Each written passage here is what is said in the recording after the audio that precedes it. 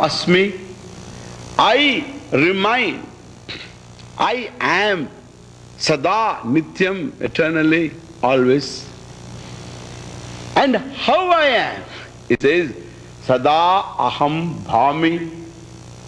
I shine as I am always. And I shine in the form of consciousness alone. I am. In fact, consciousness is all the time.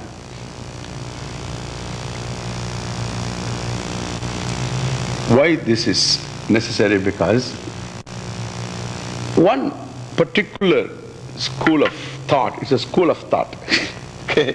It's a school of thought, which says the self is, they talk very seriously, there is a religion based on that.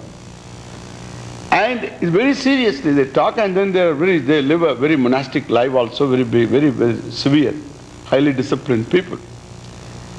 And their thinking is, the self is a series of flickers of consciousness. This is a very real thing for them. I mean, there is no self.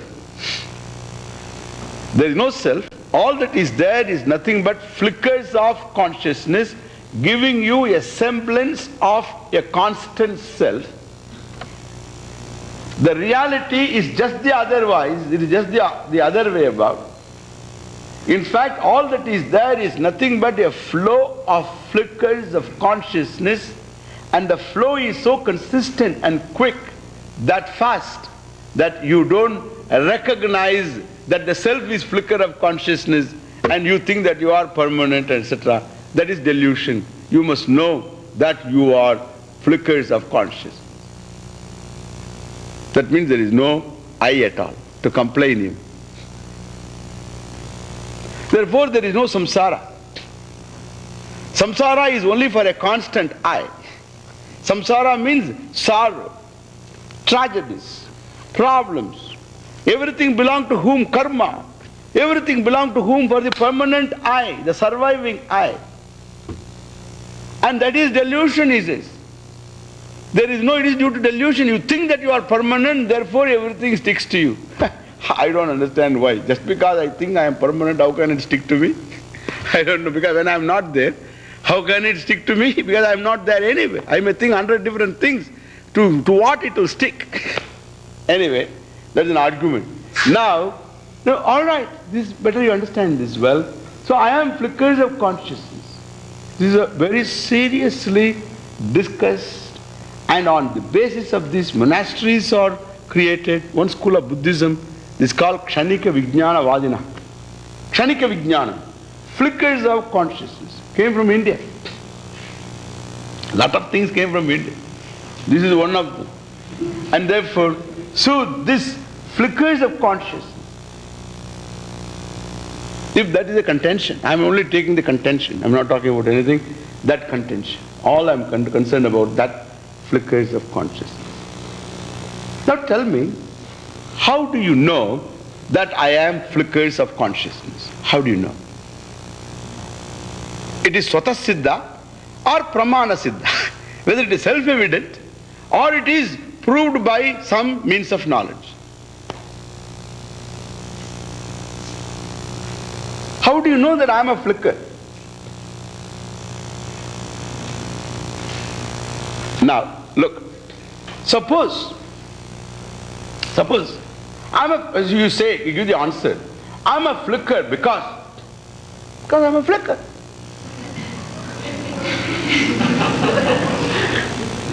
Now, this is called flicker argument. It comes like a flicker and goes like a flicker. He will tell you why. You see that.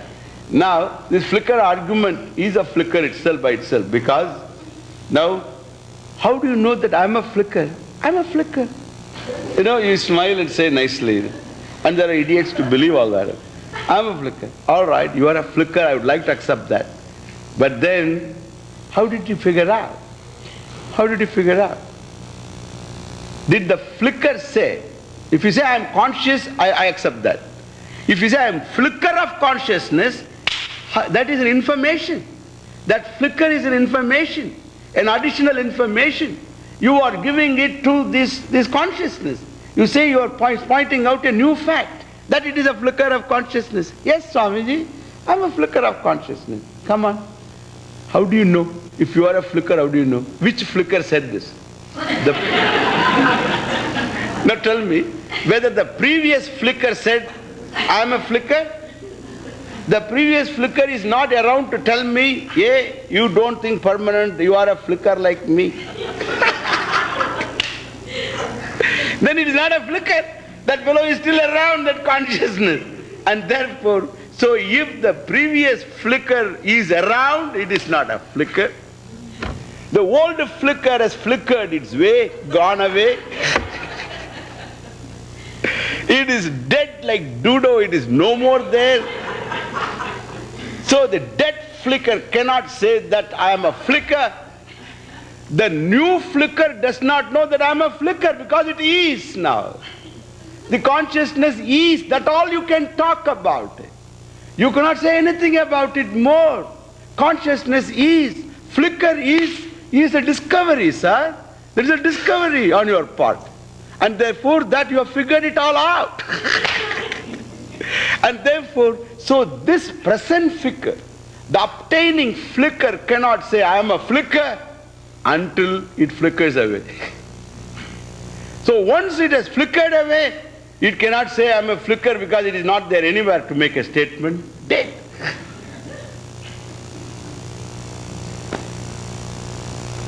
Therefore, the argument goes like a flicker.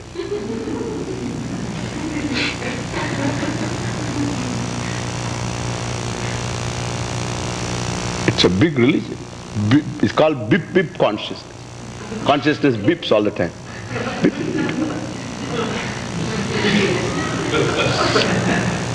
Chamakta hai. It's all silly. Useless too. Previously I thought I am permanent. Now I know that I am a flicker. Now I have to maintain that knowledge of flicker. It's very difficult to maintain that. They say, Swamiji, I am not able to maintain the knowledge of flicker. How can you maintain you are a flicker? Because you are there permanently. Therefore you can't maintain the knowledge of flicker. I say it is against the truth. It doesn't work. If you say a thought is like a flicker, I accept that. I accept that. That's why I'm telling these fellows are confused between the mind and consciousness. Confusion. What else? And therefore, so there is no such thing as I'm a flicker. Therefore, to remove that he says, Sada aham asmi, I am not a flicker. Consciousness is forever. That forever I have to again cover later. We'll cover later. Sada aham asmi.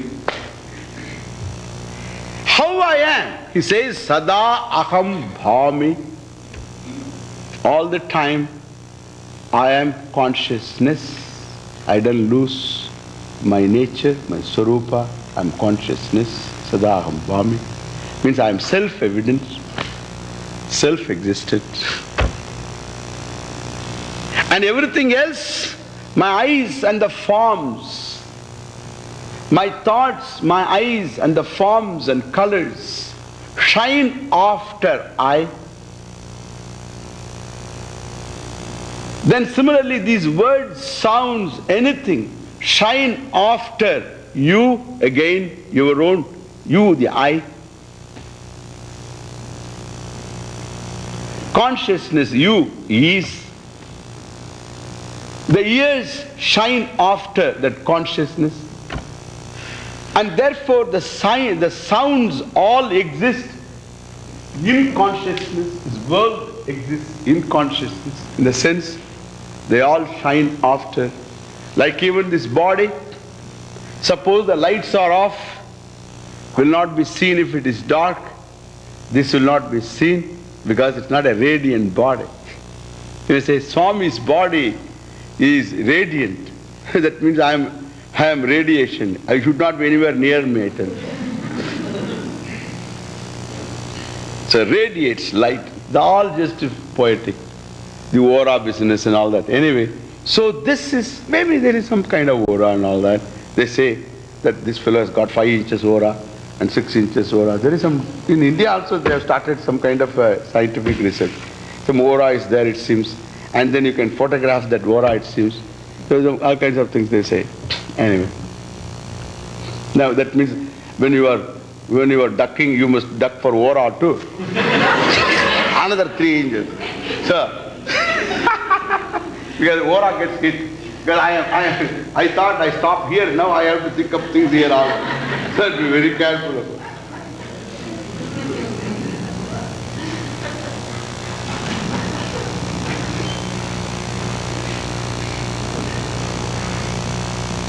Anyway, and so all the words shine of, this is what they call shine. Like even this body has to be, for you to visually see this body has to reflect light.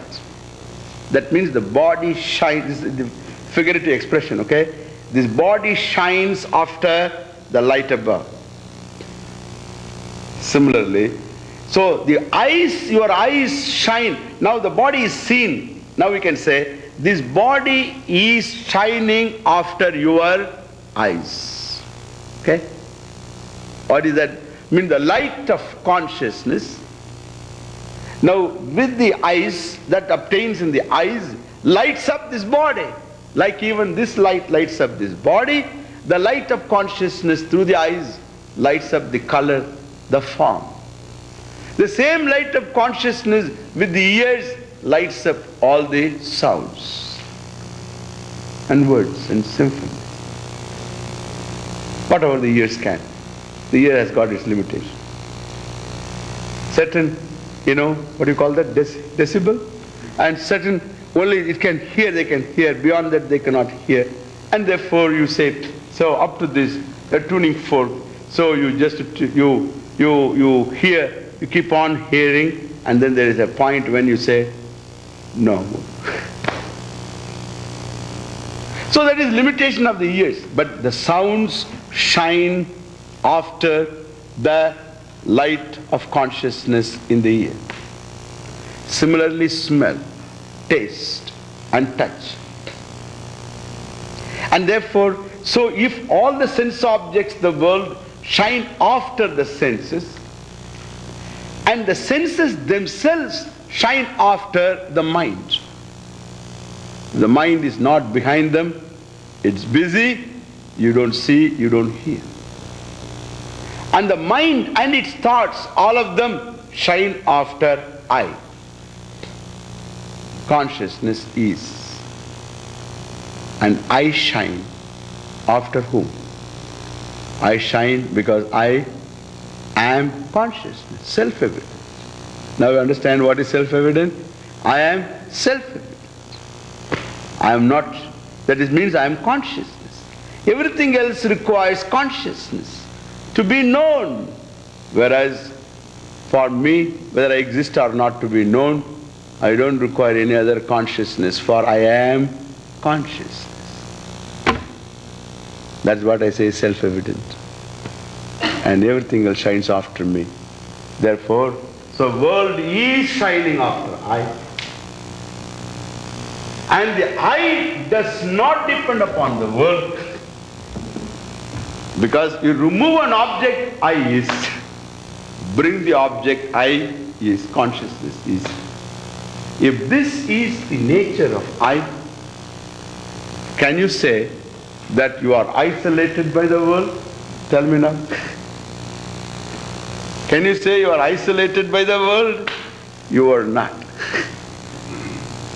That's what happens. Suppose, now just experientially, I give you one thing, and with that we'll call it the session over. Okay, now, experiential. Look here, here is a world. This world we will reduce it to something you like. Tell me what you like most, one of you. Tell me. Chocolate. Okay. And chocolate.